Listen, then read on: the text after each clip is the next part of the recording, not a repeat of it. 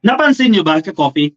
Yung ilang mga akusado doon sa kaso ni Kibuloy, marami kasi yan sila eh. 5 ba yan sila, di ba? O 7 sila. Yung mga akusado dyan ay sumuko na. Di ba? Nasa NBI na yung iba dyan. Ng Miyerkules, 3 yung sumuko dyan. Ngayong araw, Huwebes, 2 yung sumuko.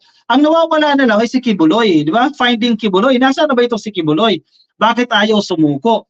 Available naman itong kaso na to. Ibig sabihin, pwede sila magpiyansa dito sa kaso na yan. Kasi yung iba nga nakapagpiyansa na, di ba? Pero bakit si Kibuloy ayaw sumuko?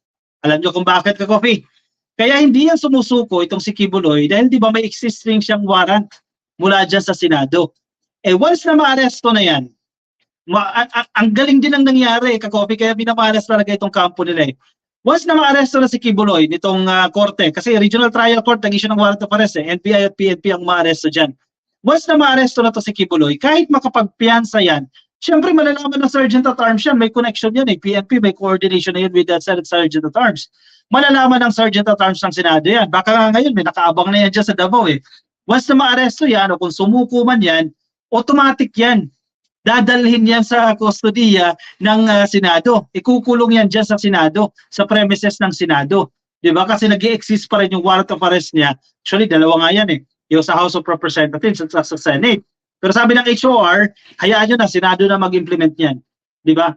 So, makapag-bail man siya dito sa kaso na to sa Regional Trial Court, hindi siya makakapag-bail dito sa Sergeant at Arms, sa warrant of arrest o arrest order na inisyo ng Senado. Eh wala pa namang sesyon, di ba? Matatagal siyang makulong dyan. At hindi naman takot makulong yan. Sa tingin ko, hindi siya takot makulong.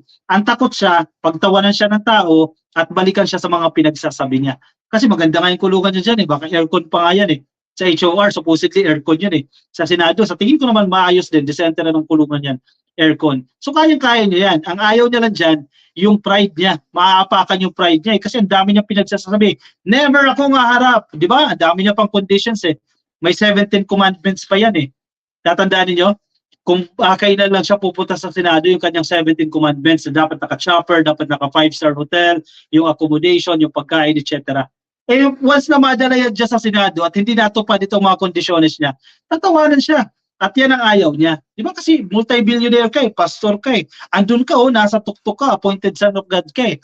Tapos pagtatawanan ka lang dahil mga gusto mo hindi natupad at nakulong ka. As simple as that, ka-copy. Kaya ayaw niyan sumuko. Actually, hindi major problem dito yung kasong isinampa dyan sa Davao eh. Kasi bailable yan, ka-copy. Magagaling yung abogado eh. Mayayaman eh. Di ba? Ang daming chiching-chiching eh. Kaya nilang ipa-extend yan eh. Yung kaso na yan hanggang matuluyan na itong si Kibuloy dahil matandaan na rin. Kaya nilang gawin yan. Pero yung pride, ka-copy, natatawanan siya. Kaya hindi yan susuko. Kasi pag sumuko yan, automatic diretso yan sa Senado, sa Sergeant at Arms. Nasa GMA News, Apollo Kibuloy, hinahanap pa rin para arestuhin. 2 pa niyang kapwa akusado sumuko sa NBI. Suko ka na din, sir, di ba? Pero I don't think it will happen. 2 personal assistant, biruin mo yung mga personal assistant. Alam mo sa malamang alam niya nila kung nasa yung boss nila. Ang sumuko sa National Bureau of Investigation Region 11. Ngayong Huwebes po yan, pero ang religious leader, hindi pa rin nakikita. Dito lang ang Davao eh. Saan yan? Underground, sabi nga. Baka nasa tunnel yan, dyan sa kanilang kingdom, merong kulungan, kulungan. May tunnel, nadyan yan, nag-enjoy. Or merong nagtatago dyan, may protector yan, o nasa karagatan, nasa jet ski, o kung ano man yan. Basta nadyan lang yan eh. Hindi yan lalabas ng bansa kasi dihado siya dyan. Sa tingin niyang dihado siya dyan, kaya dyan lang yan sa Mindanao. Paikot-ikot lang yan dyan. Sa ulat ng GMA Regional TV1 Mindanao, sinabing kabilang sina Jacqueline Roy at si Ingrid Canada sa mga kasama ni Kibuloy na inisyuhan ng korte ng arrest warrant para sa kasong child abuse. Available naman ito eh. Isinailalim ang 2 sa booking proceedings at ihaharap sa korte. Bukod kay Roy at kay Canada, naharap din sa kasong paglabag sa Special Protection of Children Against Abuse, Exploitation and Discrimination Act, sina Crescente Canada, si Pauline Canada at si Sylvia Simanes. O 6 pala sila dyan, ka-coffee. Yung 3 ng Miyerkules, yung kanina yung 2, bali 5 na, sige buloy na lang kulang. Ayon sa ulat, nauna nang inaresto ng NBI si Crescente Canada noong Miyerkules, subuko naman sina Canada at si Mañez.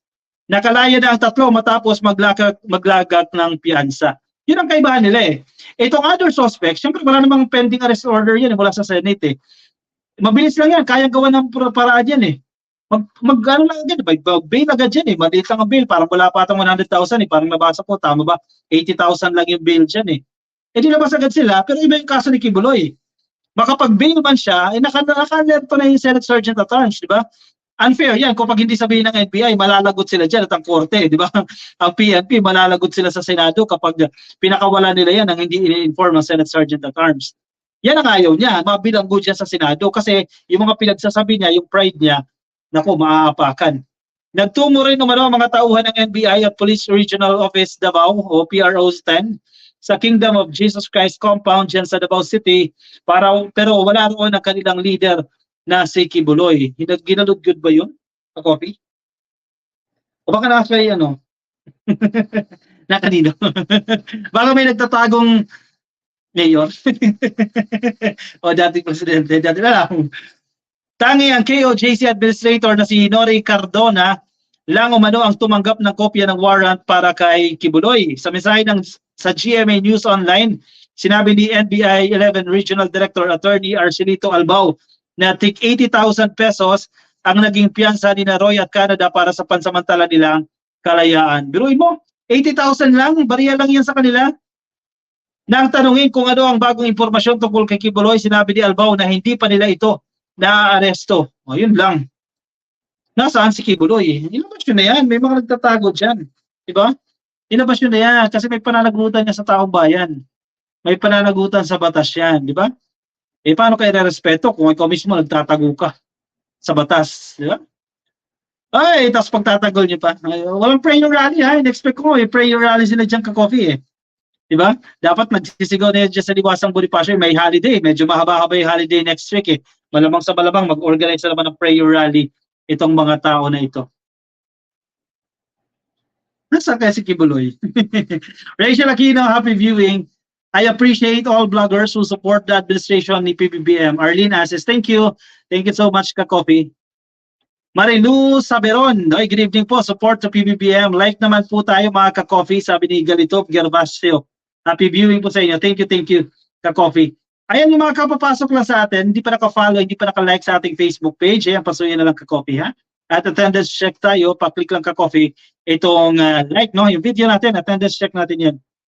Nandun sa Glory Mountain, hindi kasi pwede pumunta doon kung hindi naka-chopper, sabi ni Evangeline Lindforce. Baka, no? At doon sa Glory Mountain na yan, baka may tunnel yan, papunta pa sa isa pang Glory Mountain eh, walang nakakaalam, di ba? Baka may trend nga yan sa ilalim eh. Hindi natin alam, Ka-Coffee, pero nandiyan lang yan.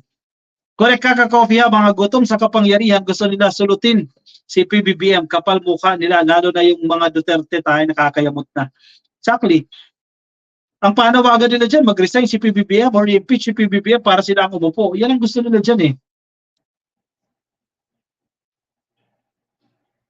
Unfortunately, no comment din si Baste, like brother, like sister, galing Duterte, na mga makapili na pro-China. O nga, si Digo, si Duterte, si Sara Duterte, dapat nga magbigay siya ng comment dyan kasi vice-presidente siya, di ba? Susunod siya, next in line siya.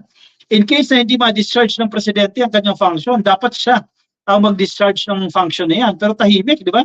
Dead mo, wala tayong maririnig na kung ano dito kay BP Sara Duterte. Ma'am Nilda Galvez, thank you. Paki-shoutout naman Ka-Coffee kay Rogelio Nogales. And happy viewing po sa inyo. First time makapanood ng live mo, Ka-Coffee, watching from Hong Kong, si OFW Kulitan TV. Ay, thank you. Yan, welcome Ka-Coffee. May bago tayong Ka-Coffee si OFW Kulitan TV. Shoutout po sa inyo.